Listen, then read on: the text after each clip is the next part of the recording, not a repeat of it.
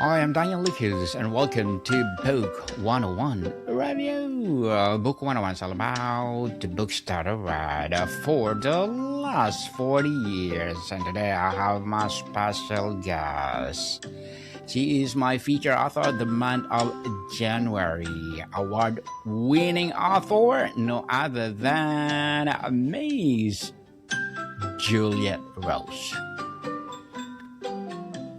Welcome, Miss Juliet on Book 101 Review, and thank you for being my feature author of the month.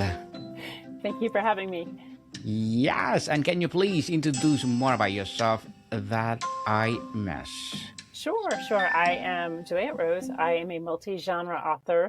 I currently have 14 titles that are published of my own. I also am in multiple anthologies and collections. I have won 67 awards for my books, and I'm just always writing and always pushing forward. Yes, and thank you so much for sharing your knowledge and wisdom to the world. Thank you, Miss Juliet, for sharing your books to the world as well. Winning an award often confirms an author's unique voice. How would you describe the core of your authorial voice? And was it something you consciously crafted or that emerged organically? Interesting. I think that it's kind of a little bit of both, because I think that originally, I knew I wanted to be a writer. And so then I really worked at that. But what I found worked for me as an author was to take my own passions in life, which a lot of it is social activism, caring about mental illness and things like that, and weaving them into fiction stories. So it is a little bit of both to kind of find that magic spot.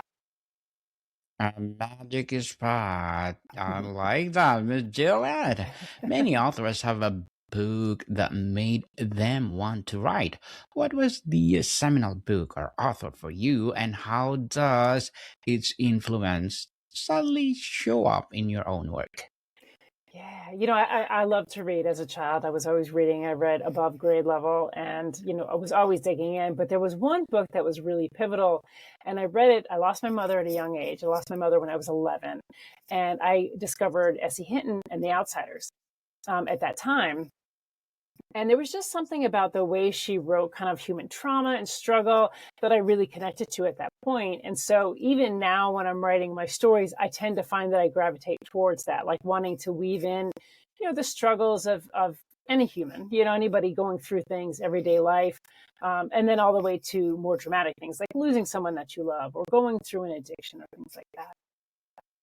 How was your writing process fundamentally changed from before you won a major award or after? Is there Mhm. more freedom, more pressure, or something else entirely? It's funny because I think that I just slowed down and I became a little more like aware of my writing, because when I was initially writing, I think when you're that musician and you have your first album, you're just kind of really pushing and you're trying really hard to kind of make this amazing album. It's not different for writers. I think we're trying to, get out there and we're pushing so hard. And once I started winning awards, I knew that I had kind of what it took. And so I allowed myself to slow down and really like simmer and think about what I was writing. And even giving myself breaks where I'm like, I don't need to write right now. I'm good. I can write when it's ready to be told. Yes. The daily grind and creative mechanics. Walk us through a typical ideal writing day. Do you have strict ritual? I, I, yes and no. Now I have a day job. I'm a librarian, so a lot of it will have to do with what I'm doing, if I'm working that day or if I'm not working that day, or what responsibilities I have. When I did have really strict rituals, when I could do that, I would get up in the morning and I would write and, 2 hours, focus on that, and then go on with my day. But then life changed. And so now it's really when I can write versus like that kind of strict ritual. But I try to write a certain amount a week. And if I sit down to write, I try to write a chapter, like begin and end a chapter when I do that, so that I've really kind of completed something before I go on with other things. Are you a meticulous outliner who knows the ending first, or intuitive discovery writer who follows the characters? Yeah. The second one. The Yeah. second The one. characters tell me what to do. I remember being in school and they were like, we've got to make an outline. And I really struggled with that. Even though I loved writing, even then, the outline actually felt very forced to me. Yes. And now if I try to write an outline, the problem I run into is that then the story changes gears and it changes paths. And so I kind of waste my time outlining something that may not happen. So I just listen to the characters and I listen to the story and go that way. Miss Juliet, we often hear, write what you know. But award winning work often involves a deep research into unknown. How do you balance immersive research with the need to actually sit down and write the story? I get down rabbit holes. I love to research. I was first a journalist. That's what I went to school for. And I spent my younger years writing nonfiction and journalism. And so that really comes naturally to me when I'm doing research for fiction because I enjoy it. And I actually have to stop myself sometimes because I like it so much that I'll kind of just keep going. And so I have to be like, okay, I got what I needed. I can stop researching and then go forward. So it is something that I genuinely really enjoy. And sometimes when I'm researching, what I love is that I find out something that I didn't know that actually then changes the course of the story. What is your relationship with the first draft? Do you speed through into silence your inner critic, or do you edit meticulously as you go, perfecting each sentence before moving on? I'm a strict believer that you just got to get that first draft down on paper. So I don't overthink it. That's kind of like soul writing. With so many options, why choose Arizona State University? For me, the only online option was ASU because of the quality. Their faculty was really involved with their students and care about your personal journey. The dedication to my personal development from my professors, that's been extremely valuable to me. Earn your degree from the nation's most innovative university. Online. That's a degree better. Explore more than 350 plus undergraduate, graduate, and certificate programs at asuonline.asu.edu.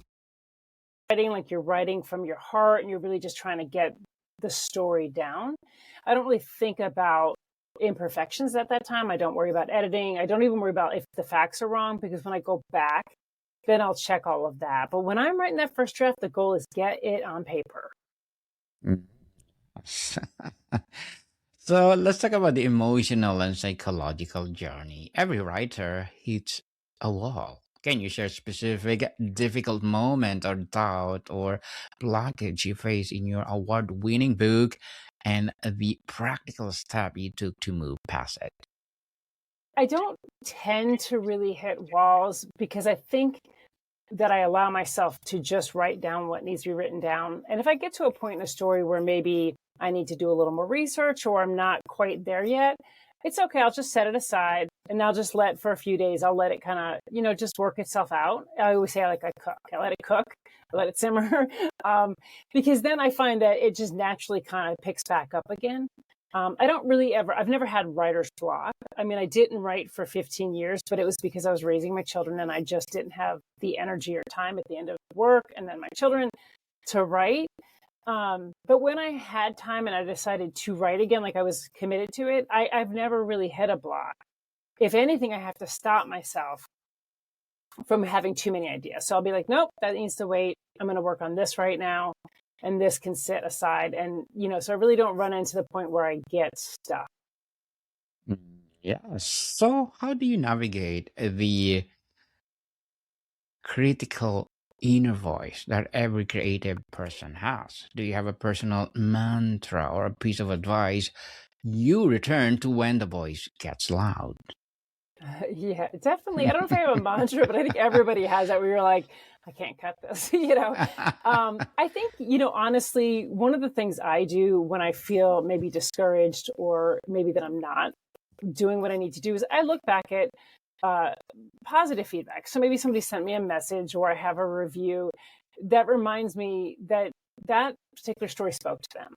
And that it may not speak to everybody and that's okay, but that it's going to speak to someone. So, I don't really let it get me down. Everybody has doubt. And I think we all hit that point where we're like, am I fooling myself?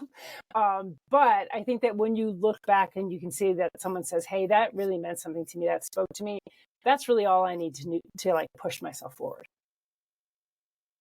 Miss Juliet, characters in celebrated fiction feel profoundly real. What is your process for rebuilding character from an idea into someone who feels like they could walk off the page?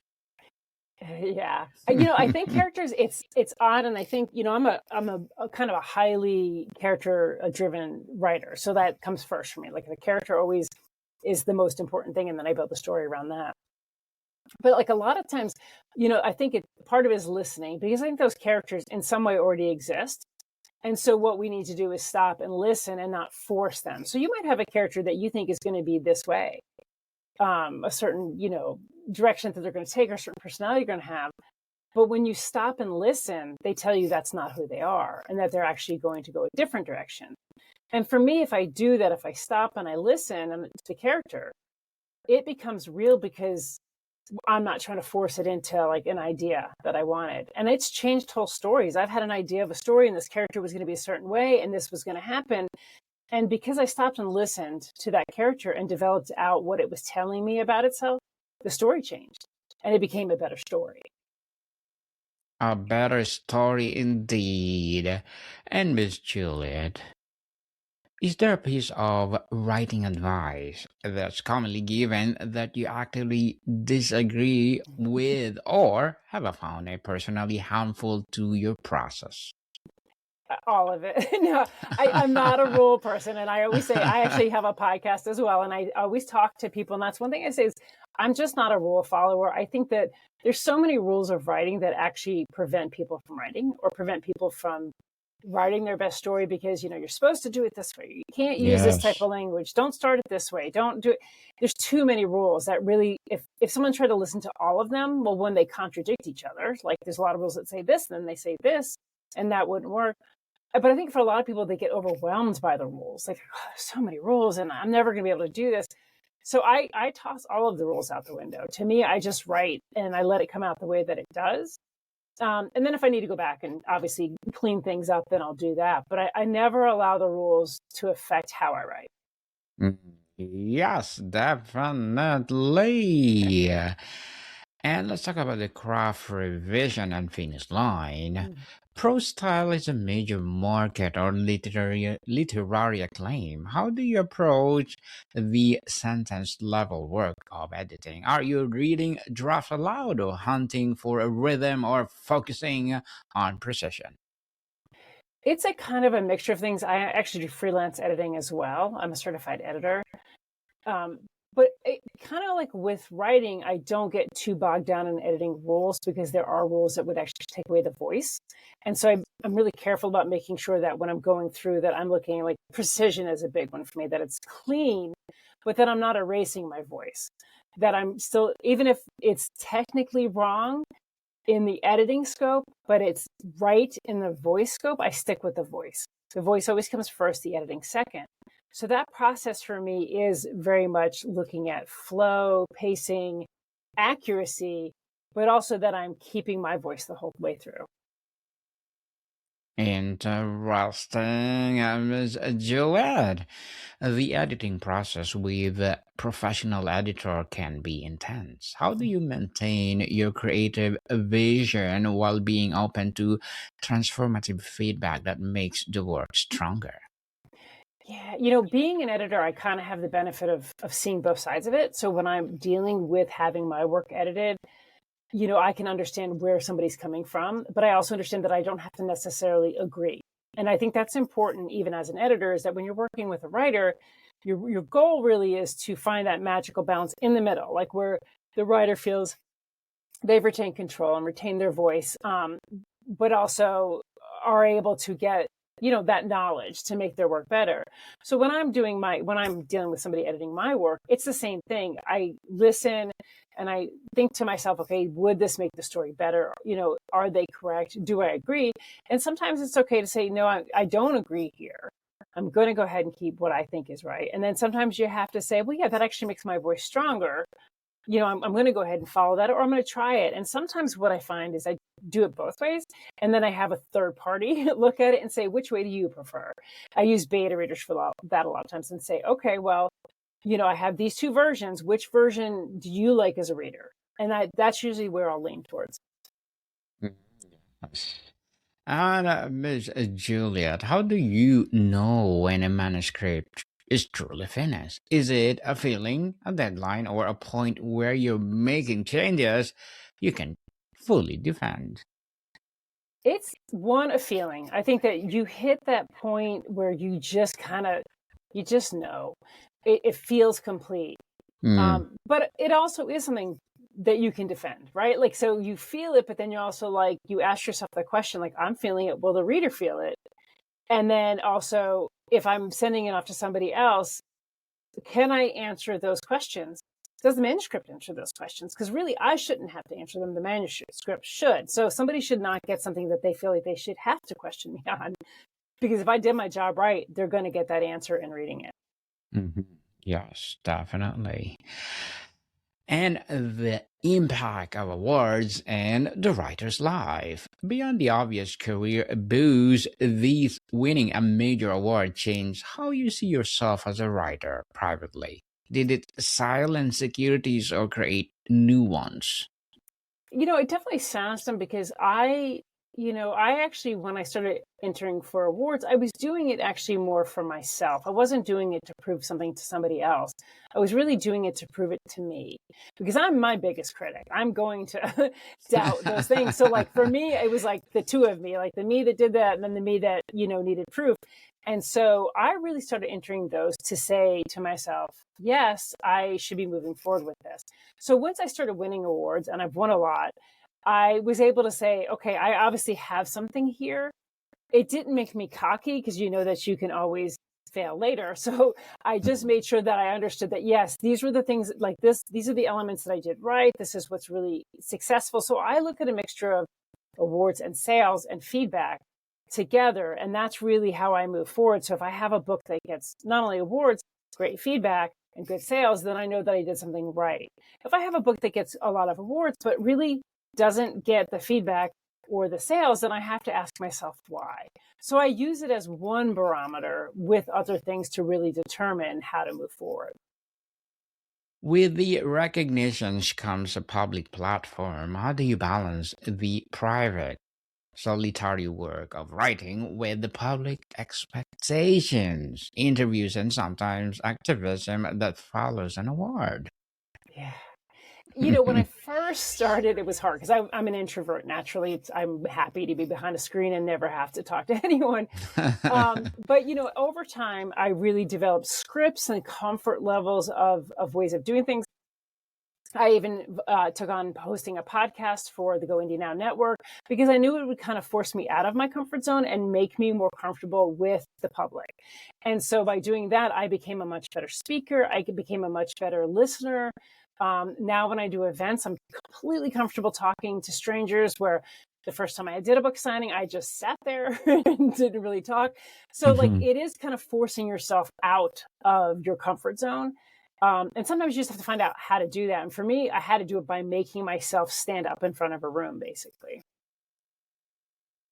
Miss Juliet, what is a non-writing habit, hobby, or routine that you considered essential fuel for your creative work and your ability to sustain a writing life? Yeah, I roller skate. I'm a roller skater. I love it. It's honestly the time I feel like I'm flying. And so when I roller skate and I try to go at least once a week and I get out there, it just clears my mind and it brings me to me. So when I go back to my regular life and I sit down to write, there's so much of that I freed my brain to allow me to then move into that. Looking at the literary landscape today, what is one trend, theme, or style you find particularly exciting or vital for you? Ooh, that's a good one. I love the fact that indie writing has really skyrocketed. And it comes with positive and negatives. The negatives are that, you have people that are rushing too fast or rushing to get their book out there, or they're rushing to be published. But, on the flip side, it's really broken down kind of the set expectations of what a book should be and allows people to really explore different themes and explore, different realities. And that has really opened up a world of outside of mainstream. So people can really find books that they relate to, that they enjoy, or maybe before they couldn't because mainstream still looks at money first and what's going to sell. And so they want to go for the masses. Well, I love the niche publishing where people are publishing something that maybe the mainstream wouldn't touch, but it really reaches out to certain segments of the population. Yes, indeed. So, Miss Juliet, as an award-winning author, what are your short-term and long-term goals? Yeah, writing. Short term, it's interesting. I've been pushing really hard. I think I told you, like, I didn't write for so many years because I was raising my children, and then I came back to it once my children were adults, and I really pushed hard. And in 5 years, I published 14 of my own books, and then 22 total. So a couple anthologies of multiple writers, and I helped other writers get published as well. Well, in December, I decided I was just going to stop and just take a month off. And I've decided I'm going to do the same thing for January, just take that month off and allow myself to just let things come naturally and not force it. And that's been really important because for so long I was pushing so hard. And that's all I thought about. I thought about writing. I thought about editing, publishing, probably, the hours that I was awake, that's all I thought about. Where now I'm realizing there's a lot more beauty to it if you just allow it to come naturally. So short term, I'm taking that break. Long term, my goal is to really kind of, I guess, specialize and foster creativity, not only in myself, but in other writers. Good luck to your goals, Miss Juliet, and looking forward for more success. And what will be your piece of advice for those people out there want to be award-winning author like you? Write a good story. And by writing a good story, I mean, take the time. Don't look at trends. Don't look at gimmicks. Don't look at, anything people are trying to do. Just really go into your soul and determine what it is that your voice should be saying. Because I think when you do that, that's where you get that recognition. Yes, very well said, Miss Juliet. Very well said. And thank you for that. So before we wrap up our discussion for today, I'm inviting you to please do listen to my other podcast, people. My other podcast, because my abstract essay is already in 5th season, abstract poetry in 2nd season, and my book 101 review in 5th season too. Comedy 101 in its 3rd season, food 101 in its 6th season this December. Geography 101 love letters, movie 101 review, music 101 4th season, Science 101 and Sex 101 in its 2nd season, and my baby podcast, Mental Health 101, Law 101, Bible Verses 101, Entrepreneurship 101, and of course, Motivation 101. Please listen to them wherever you listen your podcast.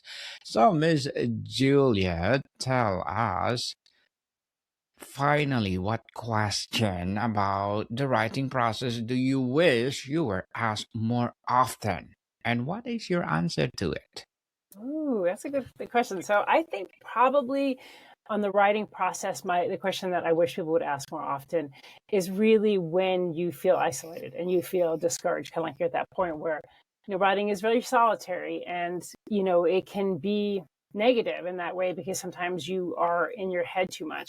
So the question is, how do you deal with that? And I would honestly say, find other writers, find them online, find them in person, talk to people, get out of your head, because it will not only help you become a better writer, but it'll keep you more sane. Yeah, definitely. And thank you so much for sharing your books to the world, Miss Juliet. Thank you for your knowledge and wisdom. So can you please invite our listeners to support your books? Yeah, definitely. If you guys want to check me out, we have a website, AboveTheRainCollective.com. It is all of my books plus a couple other authors. So definitely check it out and then give me some support. I'd love that. Yes, people, let's support Miss Juliet, because if you support her, for sure, more and more award-winning pieces like this will rise. So, Miss Juliet, thank you so much for your time. Thank you. This is a lot of fun. Yes, likewise. Lots of fun. And I'm inviting you again to my other podcast, Abstract Essay, and let's talk about one of your latest books. So, more to come, people. See you soon. Bye.